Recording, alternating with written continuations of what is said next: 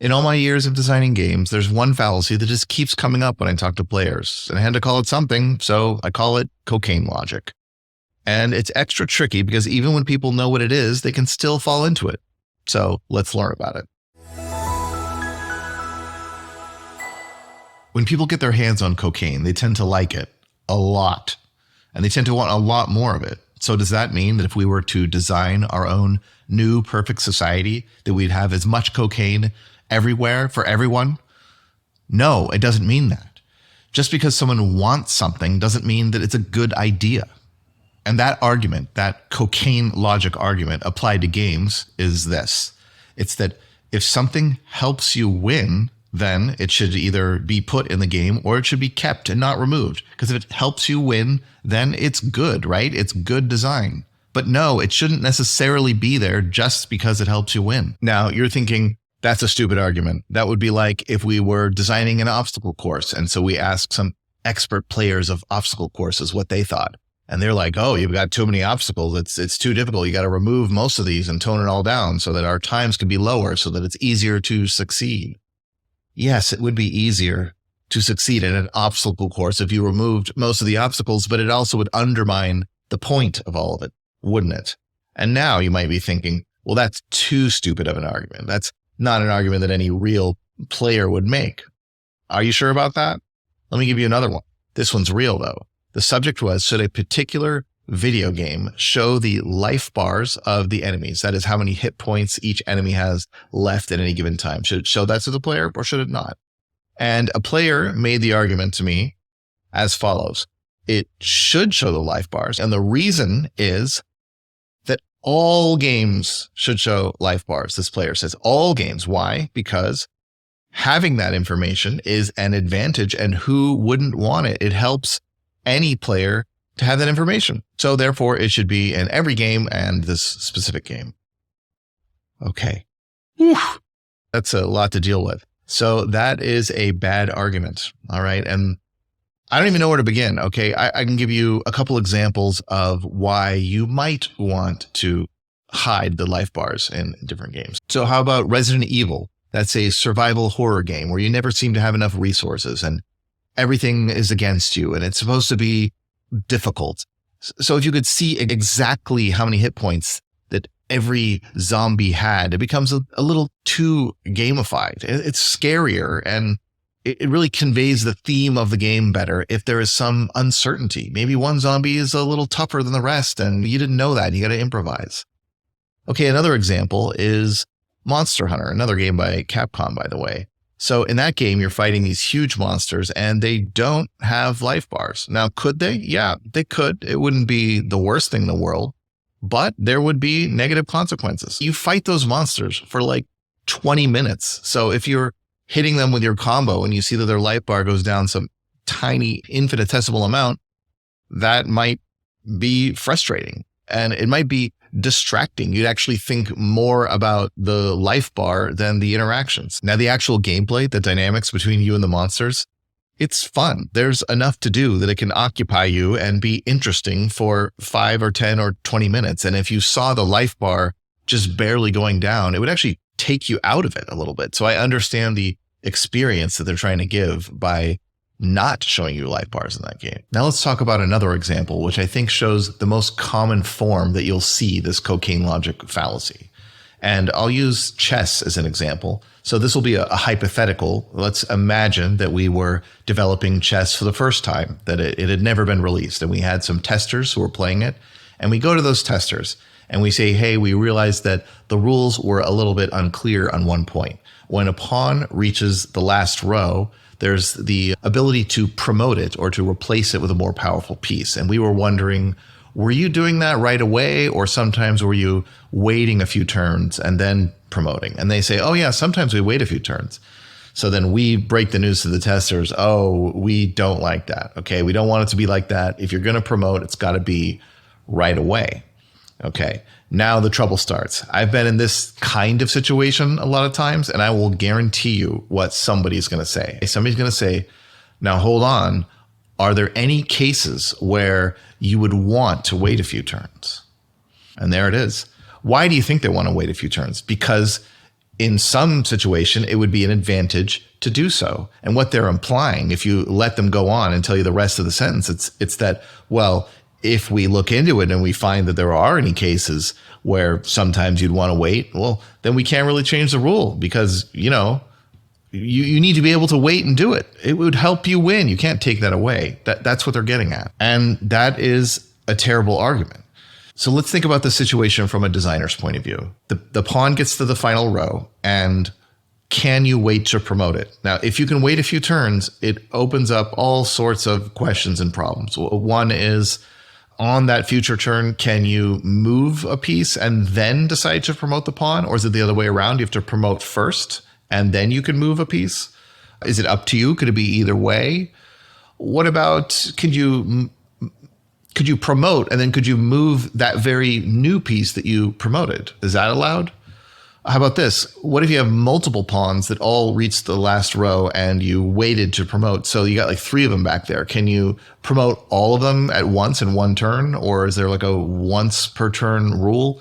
You can see this is totally spiraled out of control. This is a terrible idea to allow any of this. It would create a whole bunch of extra rules baggage. And for what? I mean, it hardly affects most games at all. In this case, the elegance and rule simplicity is way, way more important than some edge case where maybe you would get an advantage if you had this option. And now another example along those same lines, this time a real one, is the fighting game Fantasy Strike. And in Fantasy Strike, there's a character named Midori who can turn into a dragon when he uses his super move. When he does that, his super meter becomes a countdown timer. So it counts down and down and down, and then when it reaches 0, he will automatically revert back to human form.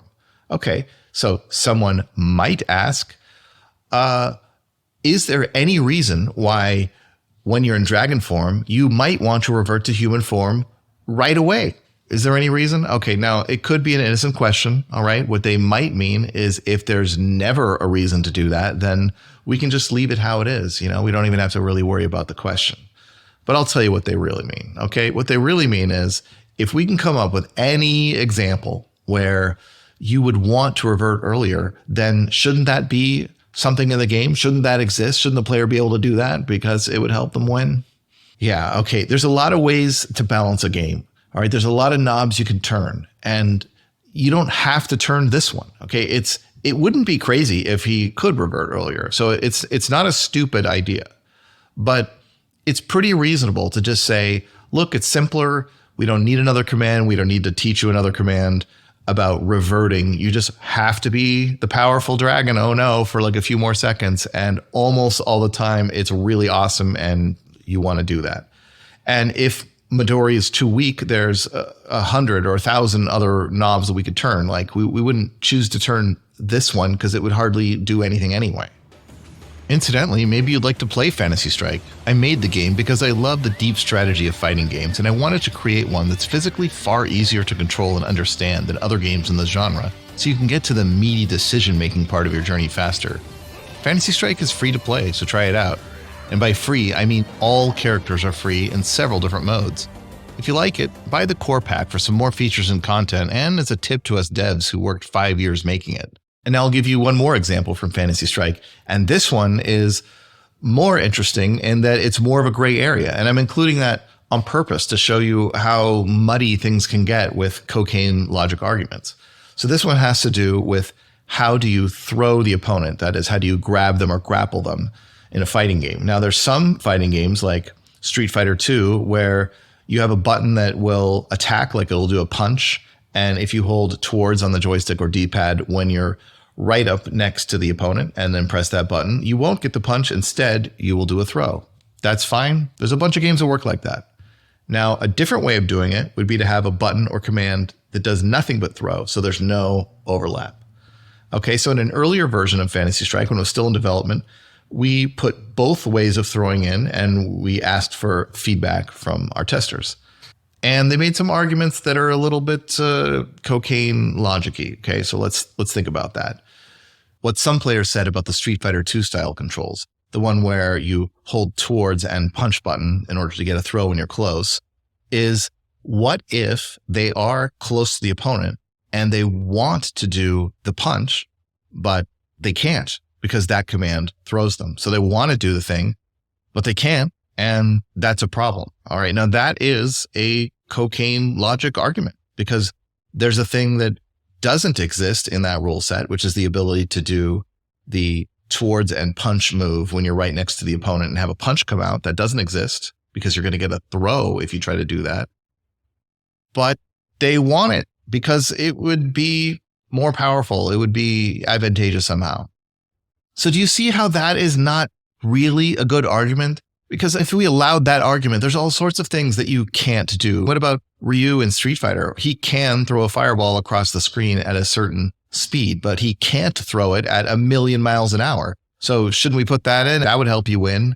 You can't bring up things that aren't legal in the game system and then just wish that you could do them because they'd be more powerful and help you win. It doesn't make sense. Okay, now there is something to this though. So let's think a little more about it. So what about in the actual game of Street Fighter 2 that has this same property of throws? People generally didn't complain about this, and yet we had our testers complain about it. So in Street Fighter 2, yeah, there could be a case where you might want to do that punch when you're close to the opponent and you accidentally throw them. But throws are so powerful and so good in Street Fighter 2 that it's very unlikely you're going to be sad that you accidentally threw the opponent. You just take the win there. But in Fantasy Strike, that is not the case. Okay, our throws are very powerful also, but there is a special feature called the YOMI counter. If you try to throw someone and they let go of their controls, they automatically reverse it and throw you instead, and then they get full super meter. Okay, so the point of that is that when you attempt to throw someone, you are opening yourself up to this devastating YOMI counter coming back at you. So if you intend to do a close towards punch to the opponent, but you accidentally get a throw and then you get YOMI countered, the feel bad is just so huge that it's awful, that it just can't be allowed to be in the game. And this is really highlighting that this example has more than just cocaine logic in it. Because what I was just explaining there is that if you wanted to get the punch, but you accidentally got the throw, then a horrible thing happens. But if you're accidentally getting a throw, it's like the controls aren't doing their job. What we're trying to do as designers is make controls that do what you want to do. They shouldn't be intentionally hard to control. And if they're causing errors like pretty often, then that says something about the controls. And it was coming up somewhat frequently that people would try to do a punch when they're close to the opponent and they would get thrown and YOMI countered. And yeah, so it's just a feel. The feel trumps any concern about power level. So there could be some players that are saying like, oh, I need to have this ability because there's certain combos I need to do and that would be more powerful. But the way more relevant thing is just game feel. The game needs to feel correct. It needs to do what you want it to do. And so in this case, we absolutely did listen to those players and we changed it. So there is a command that just throws and that's it. So you're only going to get a throw if you mean to, no accidents. And it worked a lot better. So what started out or had maybe not started out, but had some elements of cocaine logic. It had so many other elements that it was a good change to make. Feel is such an important thing in games. And powerful things feel better. So things can really get tangled up. Like if you have two new characters or classes in a game and one of them is pretty well designed and the other one not so well designed, if you take the well-designed one and have its tuning be a little bit too weak, then players might say that they don't like the design of the whole character. And the opposite is true too, that if a character is maybe not that well designed, but is tuned to be just a little bit too strong, they might say that they really like the design of that character because they're accidentally falling into this trap of it helps me win and so it is good. So you have to be really careful about any discussion about power level. You have to care about elegance and accessibility and the dynamics of the game you're going for and tuning. And all of these things are very susceptible to cocaine logic arguments. And if you have any examples of cocaine logic arguments, either that you've heard or that you've accidentally fallen into yourself, then leave them in the comments. And that way people can start to see the patterns of how these things emerge. And we'll try not to be too harsh on anyone who's accidentally made these cocaine logic arguments because, it happens all the time.